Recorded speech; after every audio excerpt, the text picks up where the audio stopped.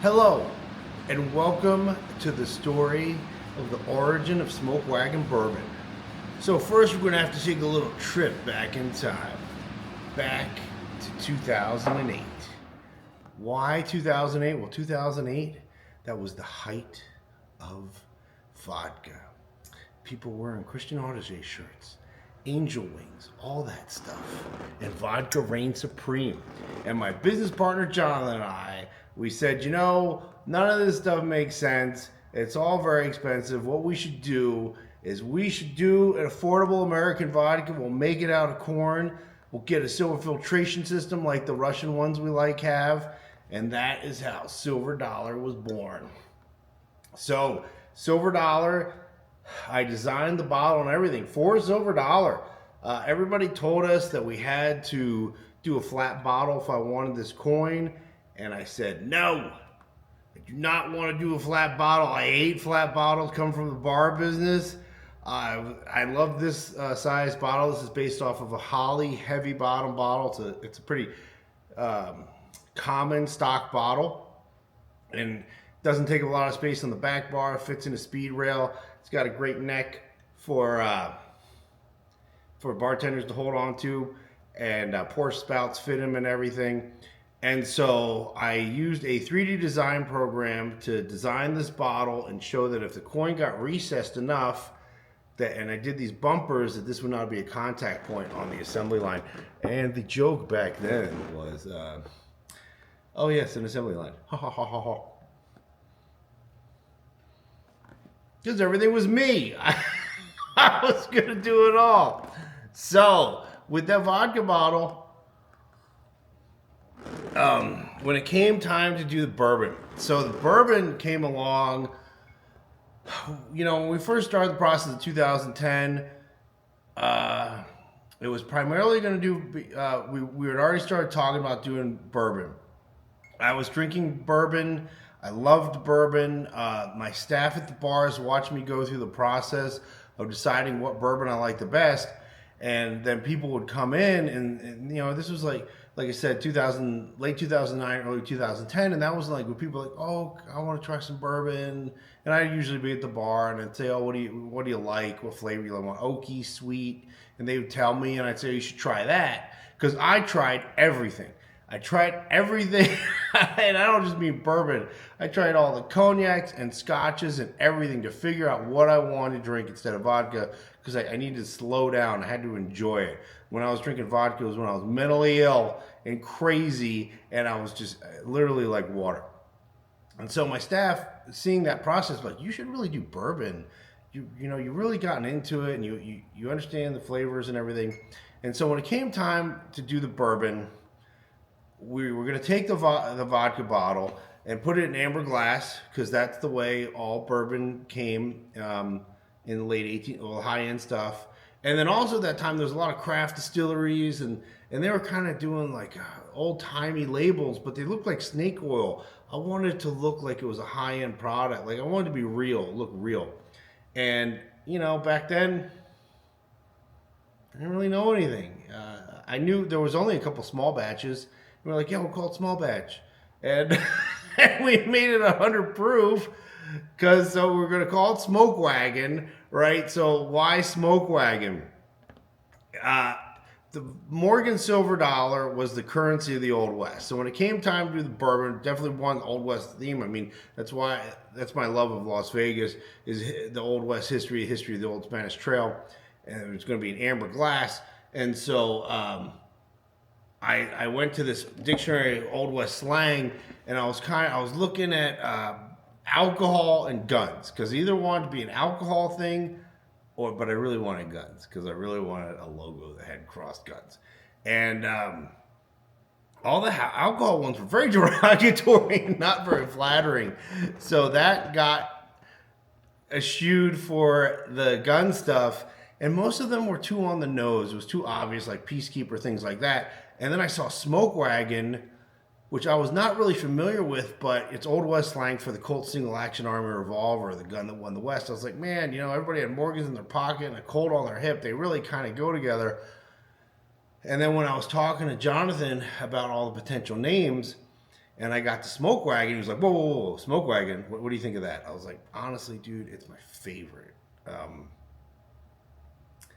And then he recited the line from Tombstone. And I went, oh, maybe this is not as obscure as I thought. And we're like, okay. And I was like, I got the logo, 2 cross pistols over the state of Nevada. It's going to be awesome. And we're like, okay, what are the negatives, right? And so the negative would be, what is Smoke Wagon? People are going to think it's smoky. Even though bourbon is traditionally, bourbon is oaky, Scotch is smoky because you're actually smoking the malt, And we're like, well, that's not some ethereal thing that like that we can't really prove. It's like you just try it and you will see that it's bourbon, it's not smoky. So we were paying these consultants money. We told them we were going to call it Smoke Wagon. Like, oh, you can't call it Smoke Wagon. People are going to think it's smoky. We're like, well, we kind of got over that ourselves. So, yeah, we are. And I got the logo, and it's going to be 2 cross pistols. Like, you can't put guns on a bottle. And I was like, well, you know what? I submitted everything for label approval with the TTB, and the federal government approved it, so you can. And they're like, yeah, but nobody does that. And we're like, we're going to put it in an amber bottle. They're like, you can't put it in an amber bottle. Nope. These guys sound like big Bill Cosby. They're like, you can't do that. You can't, everything we want to do. They're like, you can't do that. And we made it 100 proof, right? I didn't know anything back then. And also the bourbon world was not what it is today. Made it 100 proof because the traditional test to see the proof, if something was high proof, was you soaked your gunpowder in it, and if it caught on fire, you knew it was 100 proof or higher. Like, oh my God, it's called Smoke Wagon and guns, and that's really cool. And then I was working on slogans, and it was like Jonathan said that he had a law professor that would toast Viva Miss Mori and the mess.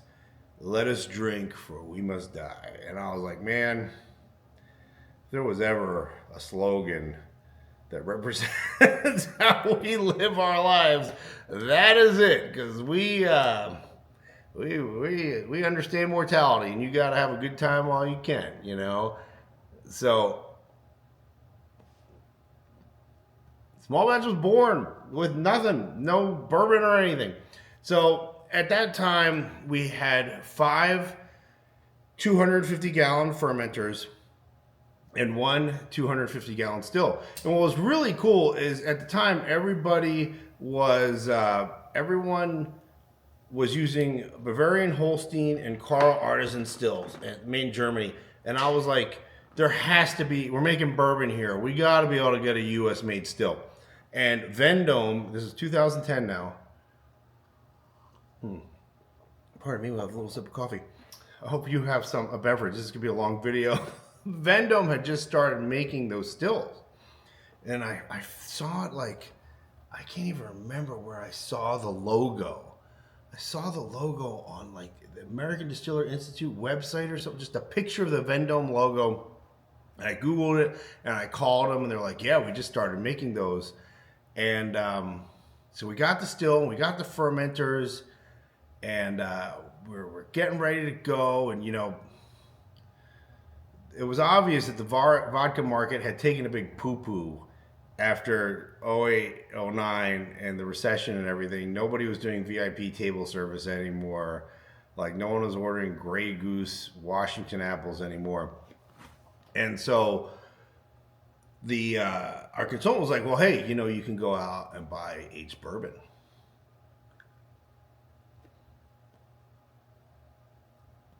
Then I said, no, I did not. I did not know you could go out and buy aged bourbon. He's like, yeah, that's what everybody does. You just buy aged bourbon and use that until your stuff comes of age. And we're like, okay, cool. So at the time, you got to remember, so there was no distilling license in Nevada. You would get a rectifier's license with permission to distill.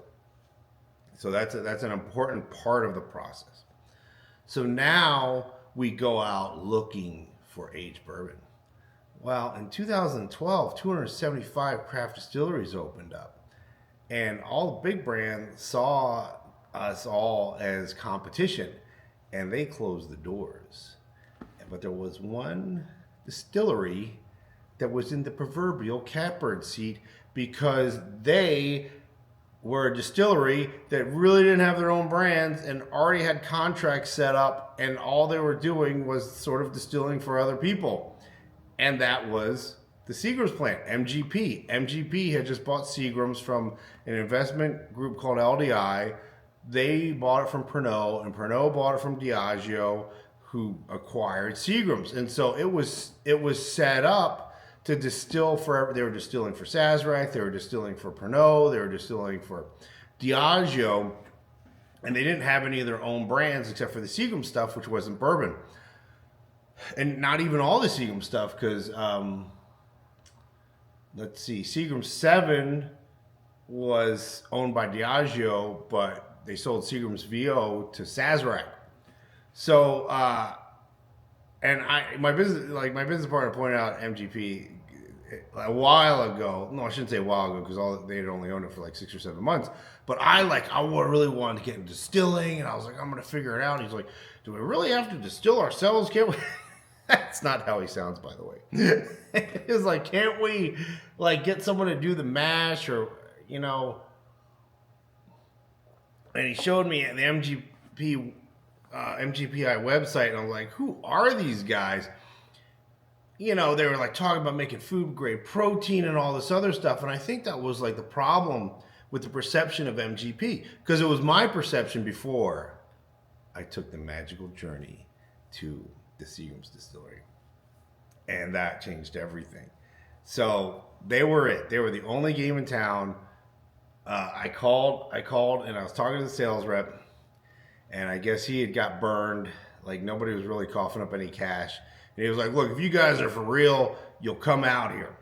If not, we're done talking. And we're like, okay, we'll come out there. So we went out there, and we spent 3 days there.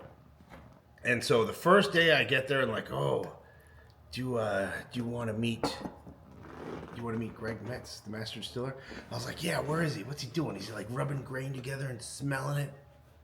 Is he get the little whiskey, the little distiller spigot, getting little samples? And they're like, no. He's up in the control room watching the real-time computer screen display of the distillate. And I was like, what? So we go up to the control room. There's no overalls. Everybody's in white lab coats and hard hats, and they're watching computer screens, and they have a methanol sniffer. And the methanol sniffer tells them the chemical composition of the distillate. And they're like, yeah, it's very important because, acetone and methanol will make you go blind and die. And this way we know that it's pure. And I was like, I guess that kind of makes sense, because you kind of, if you want the purest hearts, here you go. There's no guesswork. You're not doing it by temperature, smell, or taste. And like, it's funny because like I even was watching this YouTube video, and they were talking about these craft guys. And they're like, well, yeah, you really don't want those acetone and methanol alcohols in there because it just don't taste very good. I'm like, yeah, they fucking kill you too. That's the other bad thing about those. So wouldn't it be cool to have a methanol sniffer that tells you that there is 0 acetone and 0 methanol and everything's like nice and pure and yummy? So that was the first thing that I saw behind the curtain. So then we go out and tour the Seagram's built warehouses.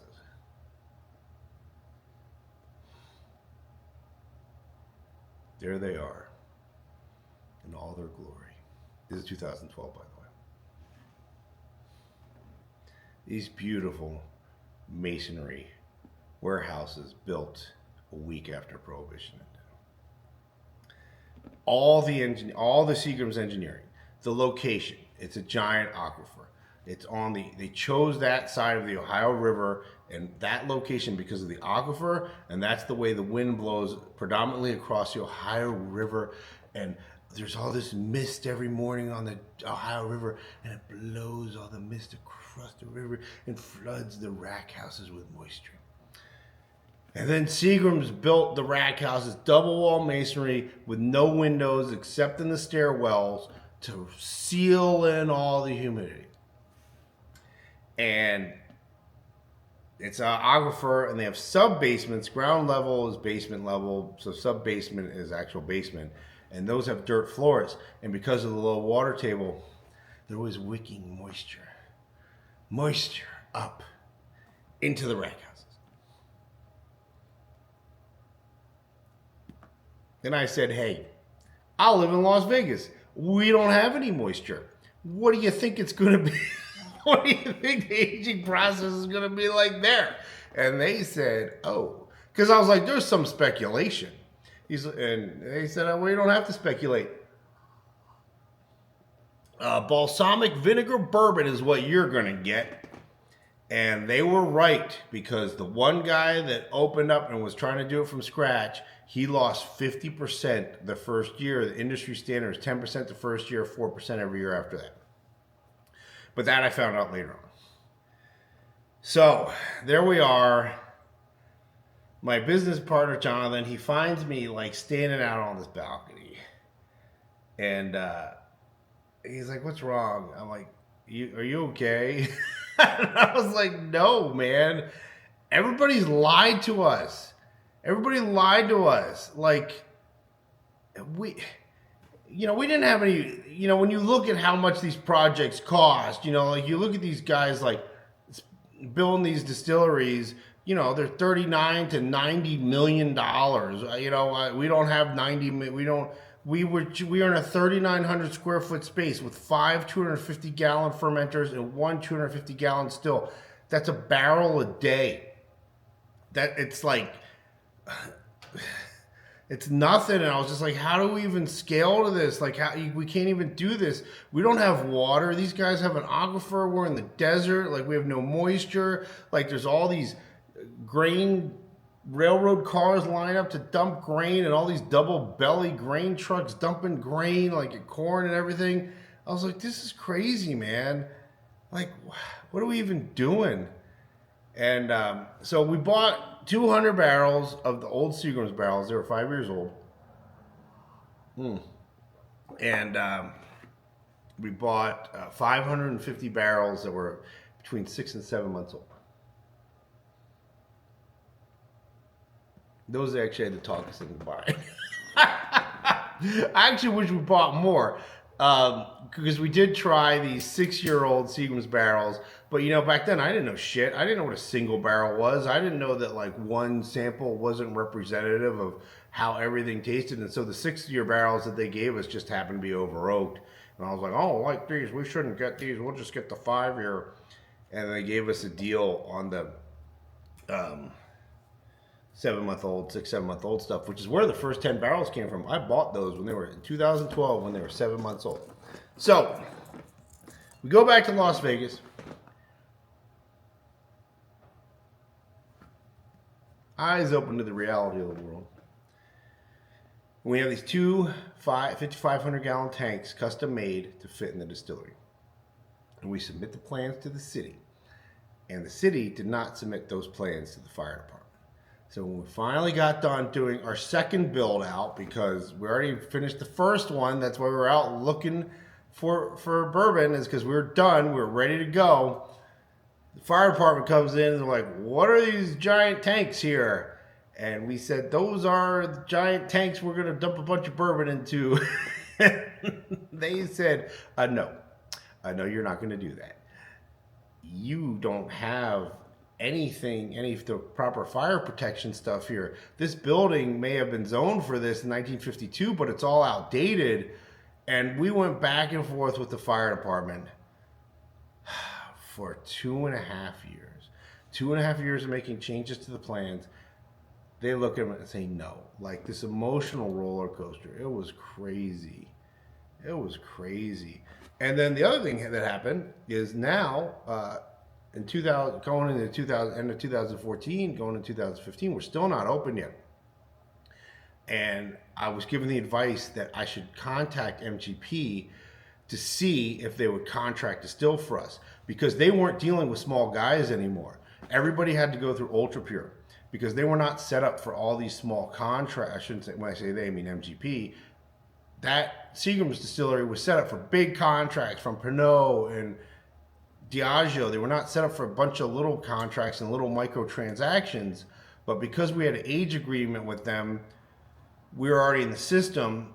And I was told it was very hard to get oak coming out of 2014 because the housing market had collapsed and no one was logging to build houses, so no one was logging for oak.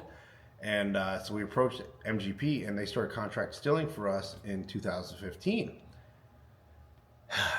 So it is now the summer of 2015. We finally got plans from a fire design specialist that would allow us to use these 2 tanks. And it was going to be like $300,000 or something like that. And the plans were ridiculous. They took up the whole space. The building would basically become the tank room. Like, there would be no room to bottle, no room to do anything. You'd have these 2 tanks with like all these walls with auto closing doors and everything. And it was $300,000. So I was like, oh my God, I cannot wait to tell Jonathan about this. And then I went, hey, it's been 3 years. Let's look at the old inventory. And the 5-year barrels were 8 years old. And the 6 and 7 months old stuff was going to be 4 years and a day in December 2015 and January of 2016. So we actually, a distributor said we got approval for a local distributor, but they never picked us up. But the plan was summer of 2015. Somebody's railing around out there. Summer of 2015, we released small batches in 8 year. And then when those barrels come 4 years in a day, we use them to step it down, to make it taste like a 5-year. Because that's what big brands do. They release an old, and that's why non-age statement bottles have a bad reputation. People weren't vintage blending then. If it didn't have an age statement, it was probably 4 years in a day. And they probably released it as an older product, won a bunch of awards, and then stepped it down. And that's why non-age statement bottles had a bad reputation. So even though we got approved from the distributor, we never got picked up. And now it's December 2015, and I've had the 8-year barrels in there for a while. Not a lot. And then I pulled the 4-year barrels. And everyone's like, all you got to do is take like 85 to 90% 4-year and, like 15% 8-year or whatever, and it'll be great. And it was not great. It was absolutely terrible. It was so bad. I was like, this isn't going to work. And so I spent 3 days blending. I went back and looked at the photos. 3 days blending, and all I had was 1 location of 8-year and 1 location of 4-year. I mean, now, straight and Desert Colt, those are like 5 locations of 4-year. When I do an uncut blend, there could be like 13 different vintages and locations going into that, and I'd like get it done. But 3 days, and I used significantly more 8-year, and it was just trial and error. And so I would say the 2 fortunate things that I really had no control over is my personality. I'm very obsessive. It really bums me out when when people accuse me of like just putting stuff out there or whatever. I will sit and labor over a blend until it's right. If I can't get it right, I'll come back the next day. I've never compromised on a blend ever. I've always like. I'm the face of the brand. It's my product. I have fans. I owe it to them. I've never compromised on anything. I've always done my best. Maybe my palate was off that day or something like that, but I never just went, oh, whatever, just get it out. I would always do it until I thought it was the best. And in this case, it took me 3 days. And I absolutely loved it. And I called my business partner, Jonathan. I said, hey, man, when are you going to be in town? Because you got to try this. And he came back to town and he tried it. He was like, whoa, I really like this. And I was like, yeah, I really like it too. So during all this, we were getting, our certificate of occupancy and everything. And so we went to the state. Like I said before, traditionally you would have a rectifier's license with permission to distill. And they said, what do you want to be, a rectifier or a craft distiller, which was a new license? And we said, we want to be a rectifier with permission to distill. And they said, no, that doesn't exist anymore.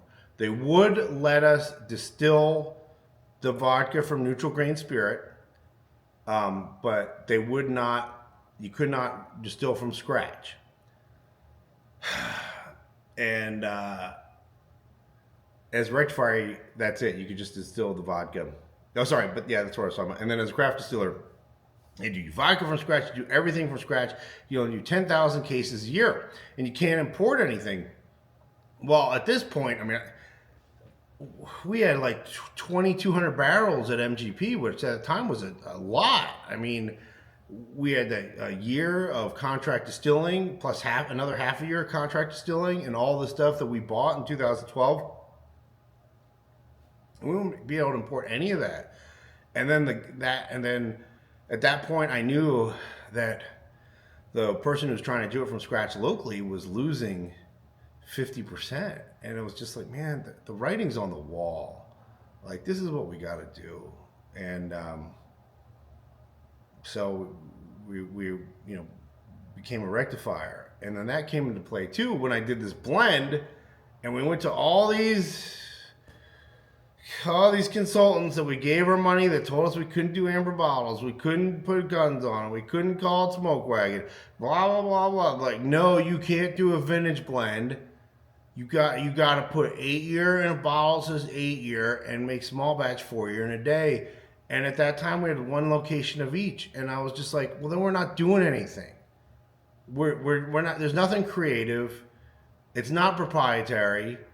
It's what everybody that hates on source, we're just doing what everybody hates on source bourbon does. And I really liked small batch. I liked it more than anything else. And so to Jonathan, I was like, no, we're bringing a new flavor profile to market, and in my opinion, something superior. There are people that didn't think it was superior. But the other thing, when I talked about the two things that going for me, is that yes, there are people that don't like it, but my palate, when I like something, the majority of people like it, and judges like it, because every small batch, we submitted small batch and it won a gold, and small batch has won double golds. I mean, this year it's in the running for the Ascot Awards for best small batch of the year, and well, Uncut's a different, not part of the origin story, but so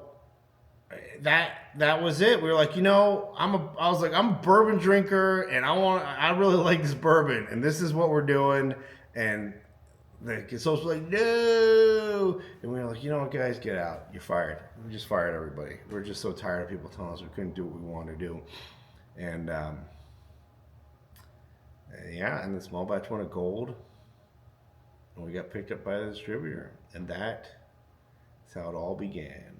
And just a couple of guys, you look at the brand now, and I don't know, man, we're just a couple of guys trying to make our way, trying to overcome obstacles. And it's funny because I don't know, sometimes I feel like people look at us like we're this big thing, and it's just still the two of us. Basically, when you look at this industry and how much money we did this for, it was basically nothing. I mean, it was more money than I had, but because Jonathan had more money than me, but there's no equity partners, no investors, no nothing. Just two guys out there trying to do something that they really enjoy, and I still really enjoy it. And so I don't know, it bums me out when people, talk shit or whatever, because we were always transparent. We were always transparent. Like, we put distilled in Indiana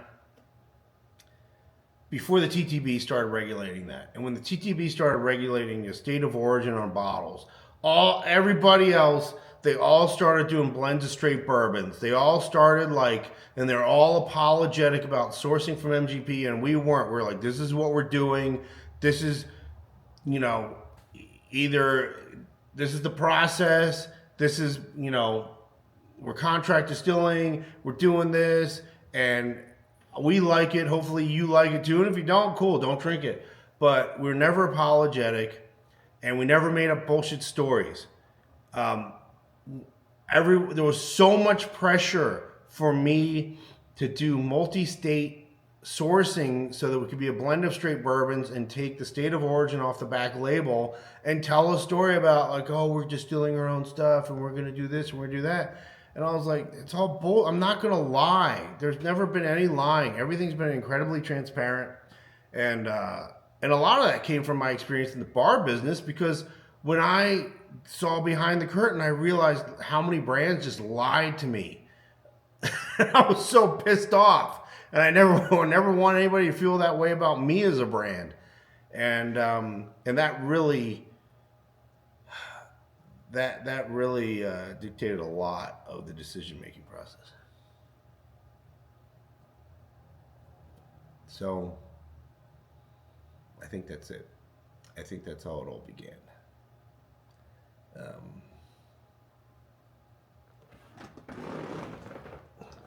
My background light went out. The battery probably died. I think that's a sign that I should sign off. Thank you for watching this half-hour video of the origin of the brand. Sorry I got a little choked up there. But man, talking about it, it's been a crazy adventure. It still is. Still crazy. Going from a Case One allocated brand to trying to keep up with volume, trying to survive the hype, get past the hype, connect with drinkers, become real. You know, it's funny because like the stuff you do to become real, it's like a lot of people appreciate it, but then the people that made the money off the rarity, they're like, oh, all they do is focus on their core expressions now. And it's like, well, yeah, that's how you become real.